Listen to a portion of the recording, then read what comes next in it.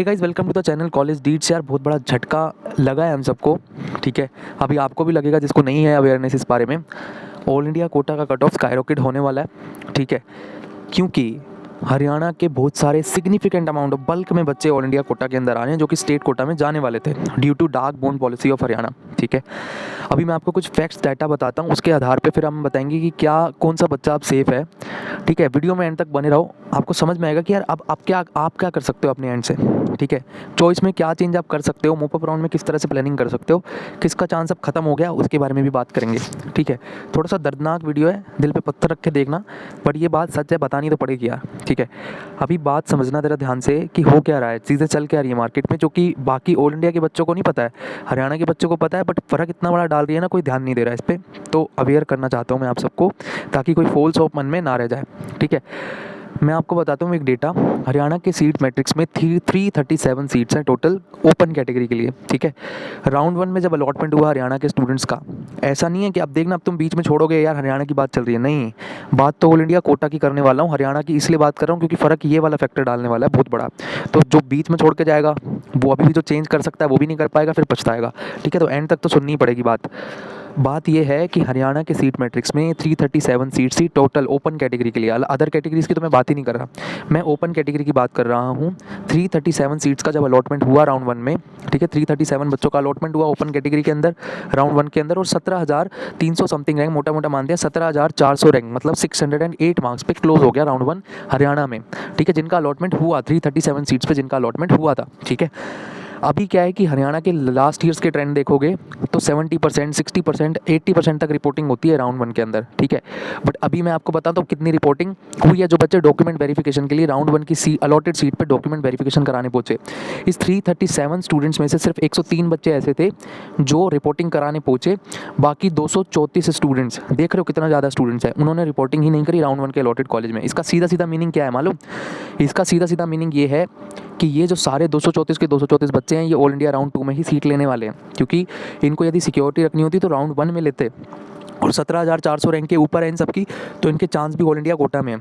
तो 250 बच्चे, 234 बच्चे सॉरी, ये डायरेक्टली जो कि क्लियरली दिख रहे हैं कि ऑल इंडिया कोटा में ही आएंगे, दूसरा ऑप्शन है नहीं इनके पास। दूसरी बात क्या है कि जिन्होंने 103 बच्चों ने एडमिशन लिया भी है हरियाणा के स्टेट कोटा से, वो जब ऑल इंडिया राउंड 2 में चॉइस फिलिंग करेंगे, क्योंकि हरियाणा में जिसको ESI थी फरीदाबाद मलय, हो सकता है वो सीट को रिटेन कर ले, होल्ड कर ले और वहाँ एडमिशन लेके पढ़ना शुरू कर दे। बट बाकी कॉलेजेस के अंदर जो 103 में से बच्चे हैं, उसमें से भी कुछ स्टूडेंट्स ऐसे होंगे जब ऑल इंडिया कोटा राउंड 2 में उनको सीट मिल जाएगी तो वो राउंड 1 वाली सीट को छोड़ेंगे। समझ में आ रही है बात? तो टोटल मान के चलो जनरल कैटेगरी के 250 से 300 बच्चे ऑल इंडिया राउंड 2 में इंक्रीज हो गए हैं, जो कि एक्सपेक्टेड नहीं थे कि हो जाएंगे। यदि उनको स्टेट में मिल जाती रिपोर्टिंग 70% भी होती तो भी 250 बच्चों को रिपोर्ट करना चाहिए था। बट अभी कर कितने ने? सिर्फ 103 बच्चों ने रिपोर्ट किया, जिसमें से वो भी बच्चे 103 में से भी बहुत सारे बच्चे ऐसे होंगे जो ऑल इंडिया 2 की राउंड 2 की चॉइस फिलिंग करेंगे, वहाँ पे भी अलॉटमेंट लेंगे। ठीक है, और मोस्ट प्रोबेबली सीट भी ऑल इंडिया कोटा से ही लेंगे, स्टेट में सीट नहीं लेना चाह रहा है कोई भी बच्चा। ठीक है, तो इससे फ़र्क क्या पड़ता है? ये तो सिर्फ मैंने जनरल कैटेगरी की सीटों की बात करी, OBC EWS की तो बात ही नहीं करी।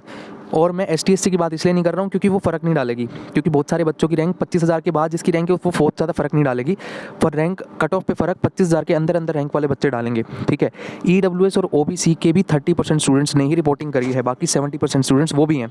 तो मान के चलो 400 बच्चे मिनिमम से भी मिनिमम 400 बच्चे जो स्टेट कोटा में जाने वाले थे वो ऑल इंडिया कोटा में आ रहे हैं, और 400 रैंक का सीधा सीधा मतलब है 1000 से 1500 रैंक का नुकसान होता दिखाई पड़ना। ठीक है, 400 बच्चों का सीधा सीधा मतलब जानते हो तुम, जहां अगर क्लोजिंग 25,500 रैंक पे होने वाली थी ऑल इंडिया कोटा की, वो अब 24,500 या उससे कम पे निमट जाएगा मामला, क्योंकि ये स्टूडेंट कहीं ना कहीं तो सेटल होंगे ना। और इनकी रैंक भी अब जैसे 250 बच्चे तो डायरेक्टली हमें दिख रहे हैं कि जिनकी रैंक 17,500 के अंदर हैं, उनको ऑल इंडिया कोटा से भी कोई डिसेंट सा कॉलेज मिल जाएगा। तो ये तो बात पक्की हो गई कि जिन जिन बच्चों को उम्मीद थी उनकी 250 भी प्रायोरिटी मिलने की, अब उनको उनकी 280 भी प्रायोरिटी मिल रही होगी, और जिनको उम्मीद ही 330 भी प्रायोरिटी मिलने की थी उनको तो कॉलेज ही नहीं मिलेगा ना। तो ये बहुत ज़्यादा दुख का विषय है।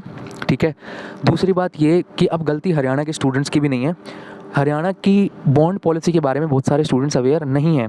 तो ये वीडियो उनके अवेयरनेस के लिए भी है कि क्यों बच्चे, सारे बच्चे तो पागल नहीं हो गए हैं, सबको तो एक साथ दौरा नहीं पड़ा है, हरियाणा में एडमिशन क्यों नहीं ले रहा बच्चा, what is wrong with the Haryana dark bond policy.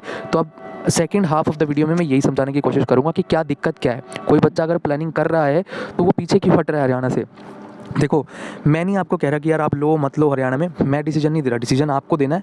मैं चीज़ें बता रहा हूँ कि क्या दिक्कत हो सकती है आपको हरियाणा में लेने में, हो सकती है कि दिक्कत होगी, ठीक है। देखो, हरियाणा की बॉन्ड पॉलिसी के 9 नंबर पॉइंट में लिखा है कि सरकार गारंटी नहीं करती है किसी भी बच्चे को जॉब देगी ही देगी, ठीक है, कोई गारंटी नहीं है।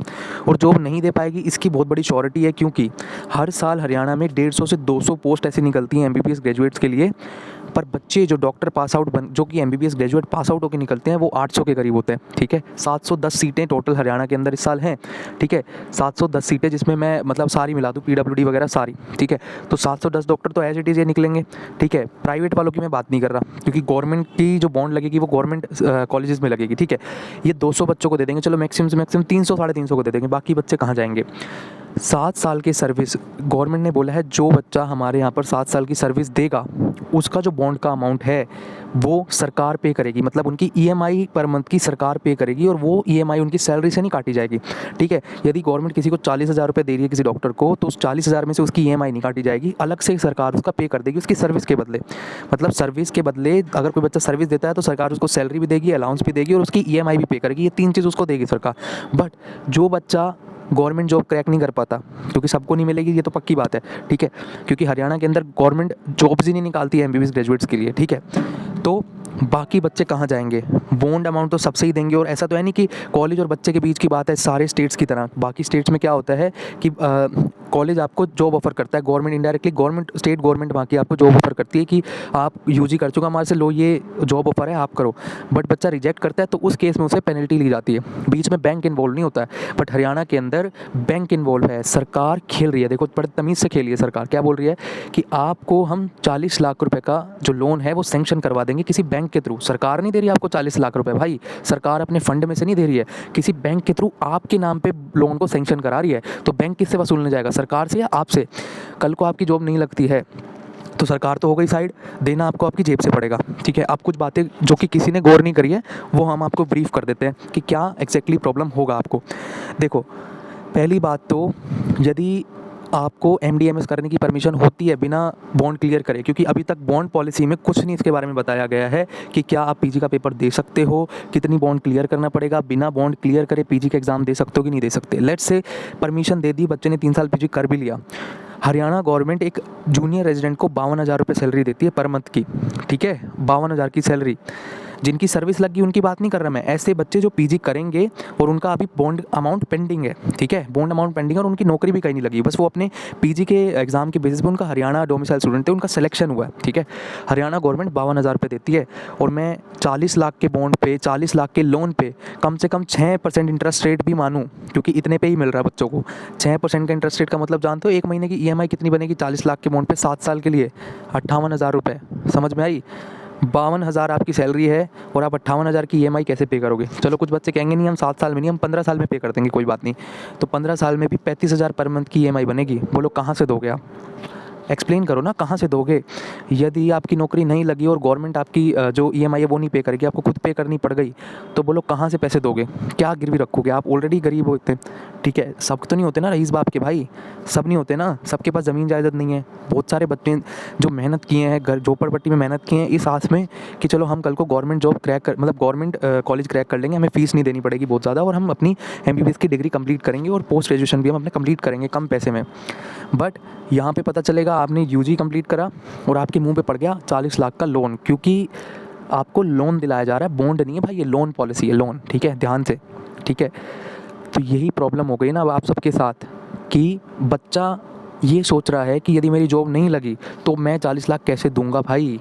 कहीं से भी वो 40 लाख का लोन बहुत मुश्किल हो जाएगा उसके लिए उतारना, और ऐसे में बच्चा फिर मजबूर हो जाएगा पेशेंट से पैसे ज़्यादा वसूल करने में, करप्शन बढ़ेगा, ठीक है।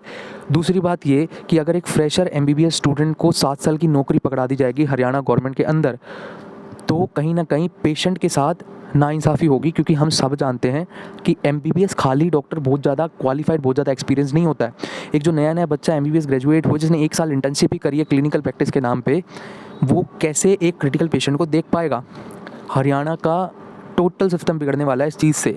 ठीक है, टोटल 7 साल तक यदि उसको यूजी के बॉन्ड में फंसाए रखा तो वो कैसे आगे चीज़ों को मैनेज करेगा। और दूसरी बात ये कि जो बच्चा नीट पीजी के एग्ज़ाम में क्रैक करेगा और वो ऑल इंडिया कोटा से पीजी के अंदर सीट लेना चाहेगा, उस केस में वो क्या करेगा।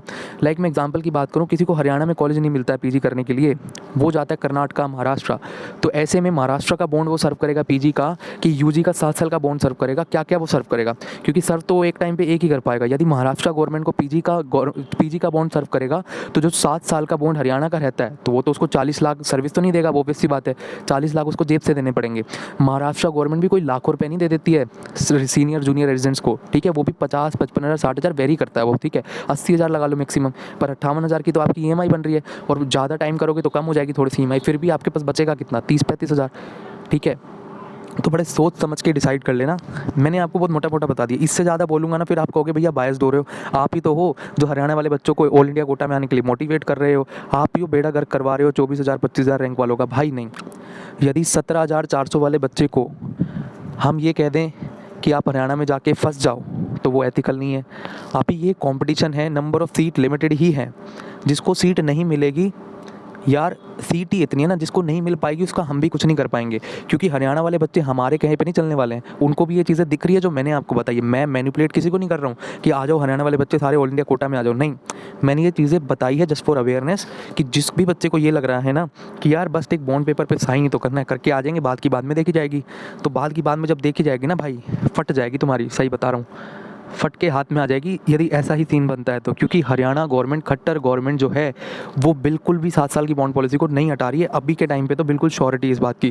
क्योंकि जितने भी प्रोटेस्ट चल रहे हैं, आपने शायद डिटेल में रिसर्च नहीं करी है इस बात पे, मीटिंग हुई थी पीजीआई रोहतक स्टूडेंट्स और खट्टर के बीच में, तो खट्टर ने क्या बोला है कि हमें मेरिटोरियस स्टूडेंट से मतलब नहीं है, जो बॉन्ड साइन करेगा सिर्फ वही हरियाणा के गवर्नमेंट कॉलेज में पढ़ेगा, फिर चाहे उसके 250 नंबर क्यों ना हो। तो सरकार को अच्छे बच्चे की तो नीड ही नहीं है, वो तो सबको रखना चाह रही है, जिसके पास पैसे है आओ दो और पढ़ो, सिंपल सी।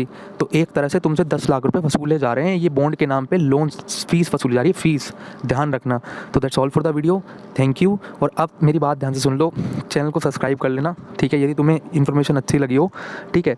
दूसरी बात ये कि टेलीग्राम चैनल जिसने नहीं ज्वाइन करा वो कर लो, ठीक है। जो आयुष की काउंसलिंग भी पैरेलली कर रहा है वो भी कर लो, क्योंकि उससे रिलेटेड चीज़ें, अब ये कंट्रोवर्सी के चक्कर में मत फंस जाना हरियाणा वाली, अपनी काउंसलिंग पे ध्यान दो, जिसको सीट मिल रही है वो तो एटलीस्ट लो। अभी बाद में आपको समझाता हूँ भाई, देखो राउंड 2 की कट ऑफ एक्सपेक्टेड थी 22,000 जाएगी जो यूआर कैटेगरी में, बट अब ये नुकसान यहाँ पे देखने को मिलेगा, तो डेफिनेटली इसका असर पड़ेगा सेकंड राउंड की कट ऑफ पे। 21,000 या उससे 200 रैंक पहले तक क्लोज होने की संभावना है। तो मैं ये कहना चाहूँगा कि जिसकी भी रैंक 21,000 के बाद है और उसने अभी भी लिमिटेड चॉइस फिलिंग वाला गेम खेल रखा है तो भाई सुधर जाओ, कितनी बार मना किया है। अभी भी आपके पास टाइम है 5 बजे तक का, लॉक मत करना चॉइस, चेंज कर लो, भर लो सारी चॉइसेस, बाद में तुम पछताओगे, क्योंकि मोप अप राउंड में जो तुम कॉलेज टारगेट करोगे उससे भी घटिया कॉलेज मिलेगा 21,000 रैंक पे, ध्यान रखना, ठीक है। तो इतनी सी बातें मुझे बतानी थी, thank you very much, that's all for the video.